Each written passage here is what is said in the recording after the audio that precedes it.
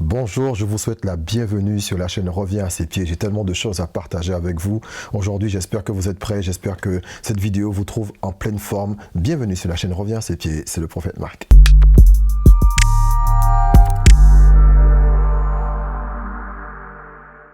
J'espère que cette vidéo vous trouve en pleine forme. Et nous sommes tous ici à l'heure actuelle où cette vidéo est en train d'être tournée. Nous sommes en confinement, tout le monde se trouve à la maison, plus ou moins limité en fonction des différentes règles sanitaires qui s'appliquent au pays dans lequel vous vous trouvez. Mais nous sommes tous normalement à la maison, plus ou moins. La semaine dernière, nous avons vu, il y a plus d'une semaine de cela, c'était Pâques, et j'avais fait une série de vidéos qui s'appelle En route vers Pâques. Et donc nous avons eu pendant 7 jours, ou pendant 6 jours exactement, des vidéos que j'ai postées chaque jour. Et il s'avère que pour la 7e vidéo, donc qui tombait le dimanche de Pâques, je n'ai pas pu faire d'upload pour 2 raisons. La première, c'est que j'étais KO, j'étais vraiment fatigué, parce qu'il s'avère que ce dimanche, je prêchais à notre assemblée. Et la deuxième raison, c'est celle qui me pousse à faire cette vidéo aujourd'hui et qui va me permettre de rebondir sur notre thématique du jour, une saison bénie. La deuxième raison pour laquelle j'ai pas fait de vidéo, c'est parce que tout simplement, je n'avais plus de place sur mon ordinateur ni sur mes disques durs externes. Il faut savoir que lorsqu'on travaille dans la vidéo ou lorsqu'on fait beaucoup de photos, à un moment, il n'y a plus de place. Il n'y a plus de place sur le disque dur interne du téléphone. Il n'y a plus de place sur le disque dur interne de l'ordinateur. Il n'y a plus de place sur les disques durs externes. Et je me suis retrouvé coincé. Alors déjà, le jeudi, ça commençait à être difficile. Le vendredi, c'était vraiment ric-rac. Et le samedi, c'était la dernière vidéo que je pouvais mettre. Et c'était vraiment compliqué. Donc du coup, la vidéo du dimanche, je n'ai pas pu la mettre.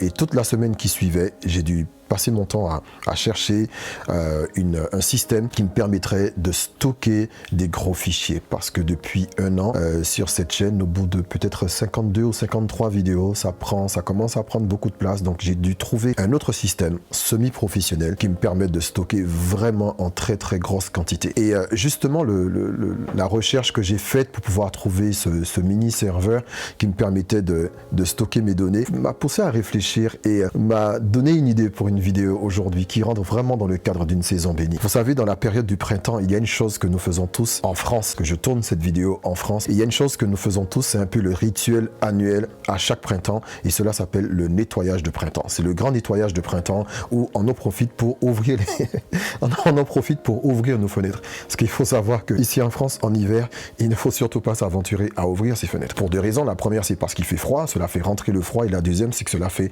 une déperdition de chaleur. La chaleur que vous avez dans vos murs par le système de chauffage, mais cette chaleur s'en va par la fenêtre ou par les différentes ouvertures, par les portes par exemple. Donc on ne s'aventure pas à ouvrir les portes et les fenêtres, sauf pendant 5-10 minutes pour aérer et ensuite on referme. Mais au printemps, on ouvre tout en grand et à ce moment, il y a le grand nettoyage de printemps où les matelas sont sortis. Je rigole parce que je suis des îles à l'origine et pour mes amis, mes frères et sœurs martiniquais, ça peut faire étrange parce que chez nous aux îles, tout est ouvert tout le temps. Les portes sont ouvertes tout le temps, les fenêtres sont ouvertes tout le temps, la maison est aérée tout le temps. Mais en France, c'est pas du tout le cas. En France, pendant l'hiver, c'est fermé et c'est vraiment fermé. Donc au printemps, on en profite pour ouvrir. On ouvre les portes, on ouvre les fenêtres, on aère plus la maison. On en profite aussi pour nettoyer, pour faire le gazon, pour souvent nettoyer les choses qui sont restées un petit peu encrassées, qui sont à l'extérieur. C'est vraiment le grand nettoyage de printemps. On dépoussière toute la maison, on enlève ce qu'on doit enlever et on profite pour refaire un petit peu la décoration de cette maison. Et donc c'est une chose que j'ai, pendant toute ma durée de vie en France, c'est une chose que j'ai faite chaque année. Mais cette année, alors que j'étais couché en train de penser un petit peu à mon système de stockage, mon nouveau système de stockage pour mes vidéos, je me suis dit, tiens Marc, là cette année tu fais un nettoyage informatique, un nettoyage de dossiers. Et cela m'a fait penser en fait à un sujet que je voudrais vous partager, qui est vraiment très important, qui va vraiment vous aider. On est toujours dans le cadre d'une saison bénie, spéciale printemps. Et pour appuyer ce que je vais dire, on va prendre un passage biblique qui se trouve dans Jean au chapitre 3. C'est juste une phrase. Jean au chapitre 3 et au verset 30. Je pourrais certainement lire le contexte qui va nous permettre de comprendre un peu le sujet. Si je commence au verset 22. Après cela, Jésus, accompagné de ses disciples, se rendit dans la terre de Judée. Et là, il demeurait avec eux et il baptisait. Jean aussi baptisait à Hénon, près de Salim, parce qu'il y avait là beaucoup d'eau.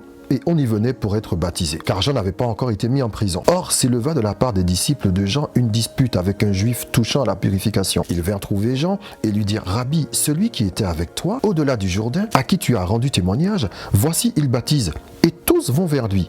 Jean répondit: un homme ne peut recevoir que ce qui lui a été donné du ciel. Et là, on va aller au verset 30.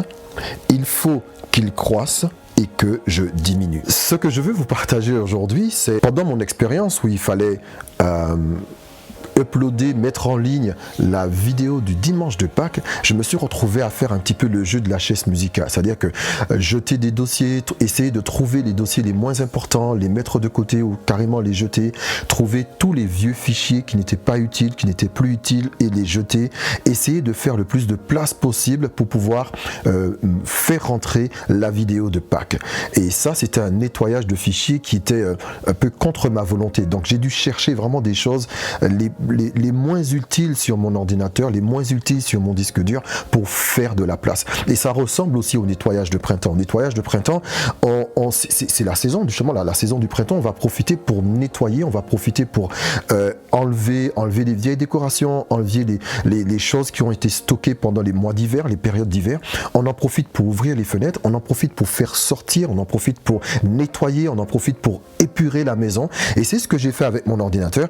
J'en ai profité pour essayer un petit peu d'épurer, d'enlever les choses qui n'avaient plus leur place dans mon ordinateur pour y mettre de nouvelles.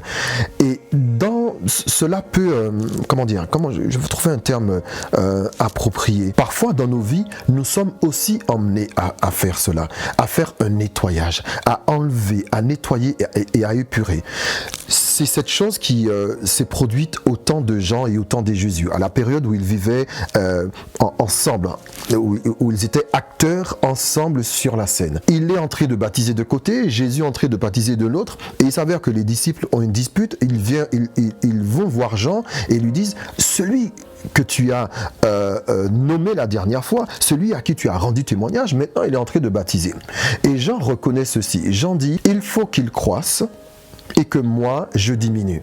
Cela veut dire en d'autres termes, il faut qu'il prenne de la place et que moi j'en prenne moins. Cela ne vous est-il pas arrivé dans votre vie qu'il y ait des choses qui prennent de la place? Tout comme moi, je me suis retrouvé avec mon ordinateur, en le regardant je découvre qu'il y a beaucoup de choses qui ont pris de la place. Au bout d'un an et demi de vidéos, 2 ans de vidéos, il y a des choses qui ont pris de la place. Il y a des vidéos qui ont pris de la place, il y a des fichiers qui ont pris de la place, il y a des documents, des photos qui ont pris beaucoup de place. Je ne m'en suis pas rendu compte et à un moment donné, il n'y en avait plus. Dans notre vie, parfois, il y a aussi des choses qui prennent de la place. Nous ne nous en rendons pas compte forcément, mais au bout du compte, un jour, à un instant donné, on va se rendre compte qu'il y a quelque chose qui prend de la place. Jean a eu l'humilité de reconnaître qu'il fallait que Jésus croisse et que lui, il diminue, parce que Jean connaissait son appel et il connaissait sa mission et il savait que cette mission arrivait à son terme. Et il a reconnu que celle de Jésus était entrée à peine de commencer. Donc il fallait qu'il se retire. Pour que la mission de Jésus soit la plus effective possible, il fallait que Jean se retire, il fallait que Jean diminue. Est-ce que vous êtes capable de reconnaître dans votre vie les choses qui prennent de la place? Vous savez, il y a 2 types de choses qui prennent de la place dans nos vies. Ce sont les objets ou des personnes.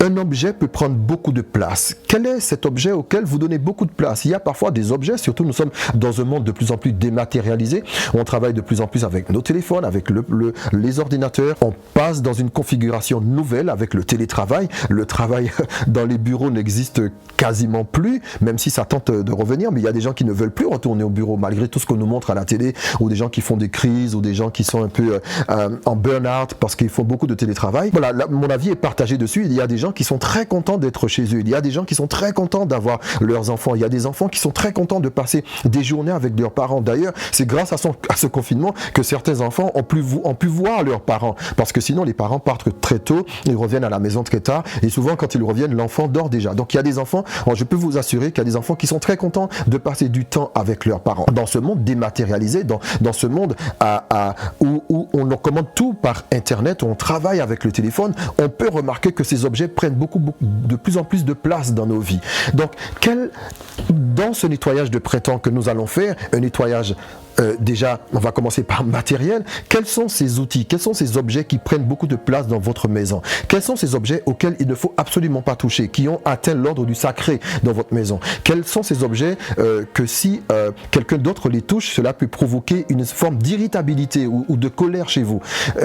Certainement, il y a un attachement trop prononcé envers cet objet. Je pense qu'il faudrait commencer par une petite désintox, prendre distance avec eux. Pourquoi? Parce qu'il faut qu'à un moment que tu reconnaisses qu'il y a quelque chose qui grandit trop dans ta vie. Le deuxième domaine dans lequel il faut faire un tri, c'est celui du relationnel. Il y a certainement des personnes dans votre vie qui prennent beaucoup de place.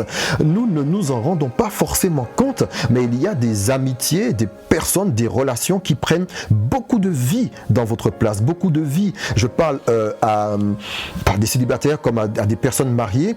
Soyez prudents avec les personnes à qui vous donnez beaucoup de place. J'expliquais à ma famille récemment que j'ai eu une éducation où on m'a appris à m'occuper de mes affaires. J'ai reçu une éducation où on m'a appris à rester chez moi. Après, effectivement, il y a la modernité, il y a l'ouverture, le fait de sortir, ainsi de suite, et on accueille, on invite souvent, mais je vous invite à faire attention à cela, à ce qu'il n'y ait pas des personnes ou des groupes qui prennent trop de place dans votre vie personnelle. Il y a des choses qui ont grandi dans votre vie et sans que vous ne fassiez attention, sans que vous n'y preniez garde, cela vous envahit totalement. Au point où vous n'avez plus de vie privée, vous n'avez presque plus le droit de dire je m'absenterai tel jour et je prendrai du repos. Vous serez assailli, jugé, méprisé en vous disant mais non, nous aussi nous comptons pour vous. Et si cela vous arrive, cela veut dire que ce groupe, ces personnes, ces amis, cet ami a pris beaucoup de place. C'est ce qu'on appelle des relations toxiques. Et je pourrais même vous choquer en disant que certaines églises, certains groupes, certains ministères ont un fonctionnement qui serait presque toxique parce qu'ils prennent une place trop présente, trop prononcée dans votre vie. Du lundi au dimanche, du lever au coucher, ces groupes, ces personnes ne peuvent pas avoir la prédominance dans votre vie. Donc, Jean le Baptiste fait une assertion, un commentaire qui est très puissant. Il dit, il faut qu'il croisse et que moi je diminue. Donc il est en train de dire que sur la scène, sur cette scène, là où nous sommes tous les deux, il y a quelqu'un qui doit grandir et il y a quelqu'un qui doit diminuer. Ce message aujourd'hui d'une saison bénie, spéciale printemps, c'est un message qui va vous défier, vous challenger, vous pousser à jauger, à replacer les choses à leur bonne place. Il faut que tu jauges. Quels sont les objets, quels sont les objets qui sont en train de croître dans ta vie et qui te font diminuer? Quelles sont les personnes qui te font diminuer, qui sont en train de croître, qui prennent trop de place dans ta vie? Il y a des personnes, des groupes, des systèmes qui prennent trop de place dans ta vie. Et puis une autre question, toi, est-ce que toi tu prends trop de place dans la vie de quelqu'un d'autre? Est-ce que tu es trop omniprésent ou omniprésente dans la vie de quelqu'un d'autre? Il faut que tu saches diminuer afin que l'autre croisse. Et souvent, je m'adresse à des parents, vous qui êtes parents, sachez que pour qu'un enfant puisse bien s'épanouir, parfois il faut le laisser un peu tranquille, il faut reculer un petit peu, il faut diminuer afin que lui il grandisse, afin que lui il croisse. C'est très important. Le message d'aujourd'hui, j'espère qu'il va vous aider à faire le tri, à reconnaître que vous devez diminuer pour que telle personne puisse croître. Tu dois diminuer pour que ton fils puisse croître. Tu dois diminuer pour que ta fille puisse croître. Tu dois diminuer pour que tel collègue ou tel ministre ou tel jeune dans l'église puisse croître. Certes, tu es peut-être le pasteur, le leader, le responsable du groupe, mais tu ne peux pas être omniprésent. Tu ne peux pas tout diriger tout le temps. Cela, c'est une forme de dictature. Il faut que tu sois capable de reconnaître que tu dois diminuer pour que telle personne puisse émerger, pour que telle personne puisse grandir. A contrario, regarde, si tu n'arrives pas à te développer, si tu n'arrives pas à grandir, c'est que certainement, tu as donné trop l'avantage à quelqu'un ou trop l'avantage à un système dans ta vie ou trop l'avantage à un objet dans ta vie. Pour que tu puisses réussir, il faut que les relations soient équilibrées. Il faut que le système, le groupe, même la famille dans laquelle tu te trouves, que les jauges soient équilibrées. Que tantôt tu puisses te prononcer et que tantôt tu puisses aussi écouter ceux qui se prononcent. La vie, c'est un équilibre quelque part. Regarde, Dieu parle, mais Dieu aussi se tait. Bon, Dieu, il aime parler. Je fais partie des gens qui croient et qui pensent que Dieu parle et qu'il aime parler, mais Dieu aussi se tait et il écoute. Pour pour qu'il puisse entendre la prière de son peuple. Cela veut dire qu'il écoute. Il ne peut pas écouter en même temps parler, donc il écoute, il entend la prière du peuple. Sois sensible à cela. Tel Jean-Baptiste, il faut que tu sois capable de dire, il faut qu'il croisse et il faut que je diminue. Et la dernière sphère sur laquelle je vais me prononcer avec vous aujourd'hui, c'est la sphère spirituelle. Il faut qu'il croisse et que moi je diminue. Vous savez, dans les choses de Dieu, il est très important de laisser la place à l'Esprit de Dieu. Il est très important de laisser la place à Dieu. Il est très important de laisser la place à la voix de Dieu. Et la voix de Dieu se manifeste par l'Esprit de Dieu. La voix de Dieu se manifeste par sa création. La voix de Dieu se manifeste aussi par les autres personnes qui nous entourent. Il faut que tu sois capable de diminuer pour que la voix de Dieu croisse et qu'elle soit prédominante dans ta vie. L'un des moyens par lesquels tu pourras entendre la voix de Dieu, c'est par exemple lorsque tu te retrouves dans ton temps de prière, que tu saches parfois te taire. Il faut que tu saches parfois faire silence. Il faut que tu saches, il faut que tu sois capable d'être silencieux dans la présence de Dieu. Je connais beaucoup de personnes, beaucoup de groupes, beaucoup de tendances qui pensent que prier, une bonne prière, c'est lorsque l'on a parlé fort, c'est lorsque l'on a crié, c'est lorsqu'on a postillonné, vociféré, fait des gestes tonique, et là on est sûr d'avoir fait une bonne prière. Cela n'est pas nécessairement vrai. Une bonne prière peut juste être rentrée dans la présence de Dieu et dire: Seigneur, aujourd'hui je t'aime et je t'adore et je me remets entre tes mains, et je sais pas Seigneur, mon cœur n'arrive pas à exprimer d'autre chose que de l'amour pour toi, et juste rester dans la présence jusqu'à ce que tu sois fatigué d'être fatigué. Et à ce moment tu sors de la présence et tu peux sortir de ce moment rempli. Pourquoi? Parce que tu as diminué et que tu as laissé l'Esprit de Dieu croître. Cela est extrêmement important. Nous devons apprendre souvent à diminuer pour que la voix de l'Éternel puisse prédominer et croître, pour que tu puisses recevoir une direction de Dieu. Parfois, il faut que tu apprennes à te taire et écouter les autres qui parlent. Il y a des personnes, lorsqu'on leur parle, elles nous parlent en même temps. Ça, c'est difficile pour que tu puisses obtenir quelque chose de quelqu'un. Pour que tu croisses, pour que tu diminues, et que l'autre croisse, cela demande de l'humilité. Cela demande de l'humilité. C'est une phrase qu'il faut que nous apprenions à dire. Il faut qu'il croisse et que je diminue.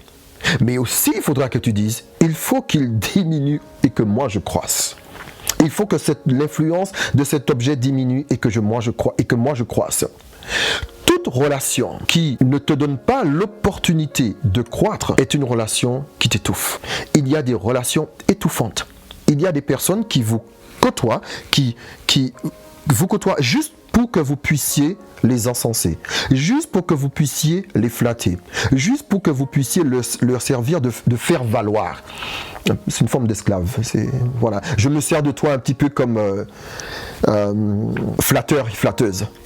Ce type de relation dont il faut vous débarrasser, ce sont des relations toxiques. Il faut qu'il croisse et que moi je diminue. Je reconnais mon temps, je reconnais ma saison, je reconnais mon secteur, je reconnais mon domaine de compétence, je reconnais mon appel. Et je sais que dans ce domaine, je dois diminuer. Il faut qu'il croisse. Il y a un domaine dans lequel le Seigneur t'appelle à croître. Il y a un domaine dans lequel le Seigneur t'appelle à diminuer. C'est-à-dire à rester au moins à l'écoute, à rester en silence. Quand je parle de diminuer, je ne parle pas de t'humilier, de nécessairement te briser, même s'il y a une notion de brisement, mais c'est pas là où je veux en venir. Mais cela peut te demander juste de rester humble, de t'asseoir et d'écouter. Cela peut te demander de poser le micro et de laisser le micro à quelqu'un d'autre. Peut-être que tu chantais depuis longtemps dans ce groupe et puis une autre personne arrive et elle chante aussi bien. Ben peut-être que ton temps est peut-être terminé. Peut-être. Tu laisses la place et toi tu vas peut-être prendre des cours, tu vas t'améliorer dans un autre domaine, ou tu étais là pour une saison. Tu jouais à un instrument et puis quelqu'un arrive dans l'église, dans le groupe, et cette personne, elle est vraiment excellente dans l'instrument auquel tu es en train de jouer. Est-ce que tu seras capable de reconnaître qu'il faut qu'il croisse et que toi tu diminues? Parce qu'en lui laissant la place, cela risque de faire monter encore à un niveau d'excellence toute l'infrastructure, tout le système dans lequel tu es aujourd'hui. Mais par le manque d'humilité, tu seras attaché à ton objet, tu ne voudras pas le lâcher et tu risques de ralentir tout le fonctionnement du système juste à cause de ton orgueil. Parfois, dans un domaine, il peut arriver que ce soit ton propre enfant qui arrive et qui soit plus excellent que toi. Il faut juste que tu acceptes de diminuer pour que lui, il croisse. Et ce n'est que comme ça que nous allons arriver.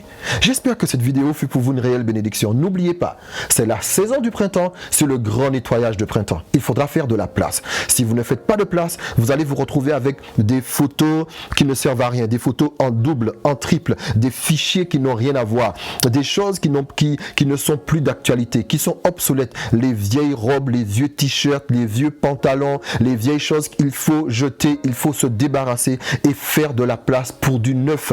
Il faut faire de la place pour du neuf. Et lorsque tu fais le grand nettoyage de printemps, le grand nettoyage spirituel, le grand nettoyage émotionnel, tu fais de la place pour du neuf. Il y a des amitiés dont il faut se séparer. Il y a des rencontres qu'il ne faut pas entretenir. Il y a des relations qu'il ne faut absolument pas entretenir. Il y a des relations toxiques dont il faut se débarrasser. Il y a des groupes qu'il faut quitter. Il y a des personnes à qui il ne faut plus écrire. Il y a des gens qu'il ne faut plus rechercher. Même si ces personnes vous cherchent, par politesse, vous pouvez répondre, mais dans votre cœur, vous savez très bien que vous n'allez pas donner suite à ce genre de relations qui sont des relations de domination. Des gens qui vous cherchent juste parce qu'ils cherchent quelqu'un à dominer. Vous n'êtes plus l'esclave de personne. N'acceptez plus d'être l'esclave de quiconque, d'aucun système. Fuyez, quittez. À la limite, il vaut mieux rester chez soi seul que d'être dans une amitié toxique, dans des relations toxiques. Et ensuite, il y a des objets dont il faut se débarrasser, des objets qui vont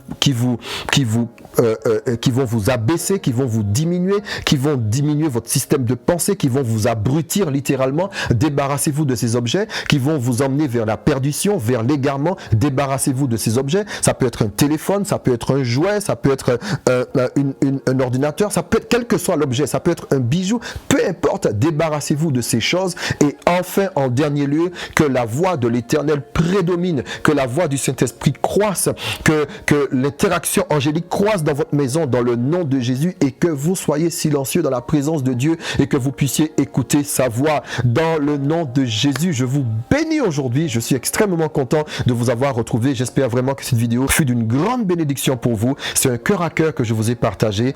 Et puis donc à la fin de cette petite vidéo que vous regardez, je vais vous mettre un extrait du dimanche de Pâques afin que vous soyez bénis. N'oubliez pas de liker. Je peux vous assurer une chose, les likes, c'est tout ce que nous avons pour nous encourager, nous qui mettons nos vidéos sur les réseaux sociaux. Les likes, les partages, les j'aime, les commentaires constructifs et bénissants, cela nous aide énormément. Et maintenant, en fonction de ce que vous avez à cœur, si vous sentez dans votre cœur que le Seigneur vous pousse à vouloir aider Revient à ses pieds d'une manière ou d'une autre, n'hésitez pas à m'écrire sur contact@rvasp pour revient à ses pieds.fr contact@rvasp.fr et vous m'écrivez et je pourrai vous indiquer les différentes manières. Je peux vous assurer que votre aide sera la bienvenue, qu'elle soit matérielle, qu'elle soit financière, qu'elle soit spirituelle, votre aide sera toujours la bienvenue. Vous pouvez aussi me joindre sur WhatsApp et bientôt sur Telegram au 07 49 260 261. Que Dieu vous bénisse abondamment et à très bientôt sur la chaîne Revient à ses pieds. Bye bye. Tu n'es pas seulement racheté, mais tu es libre. Tu es libre. Tu es libre. Tu es libre. Tu es libre. Tu es libre. Tu es libre. Tu es libre. Tu es libre.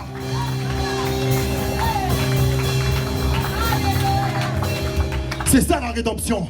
La rédemption, c'est lorsque tu étais au marché des esclaves, qu'on est venu, qu'on a payé pour toi, qu'on t'a enlevé du marché et arrivé dehors, on t'a rendu libre.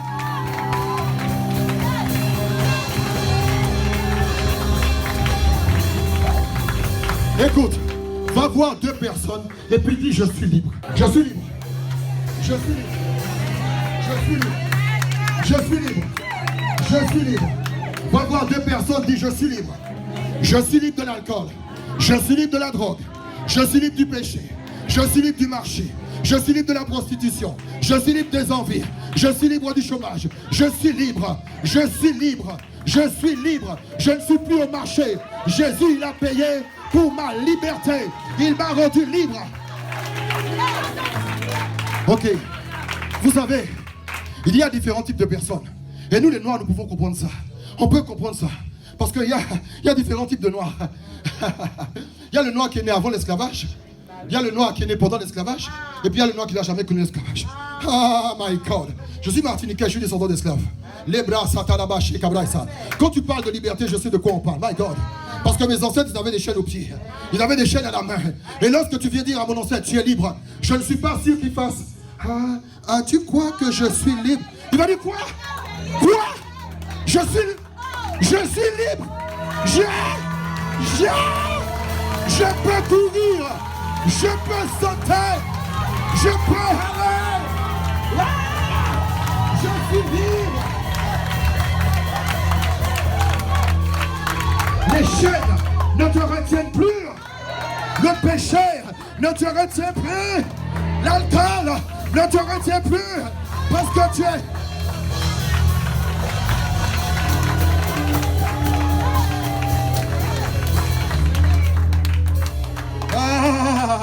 Mon attitude est en train de choquer quelqu'un. Mais mon ami, aujourd'hui, je ne peux rien faire pour toi parce que je suis libre. Je peux sauter comme je veux. Je peux courir comme je veux. Je peux marcher comme je veux. Je peux crier comme je veux.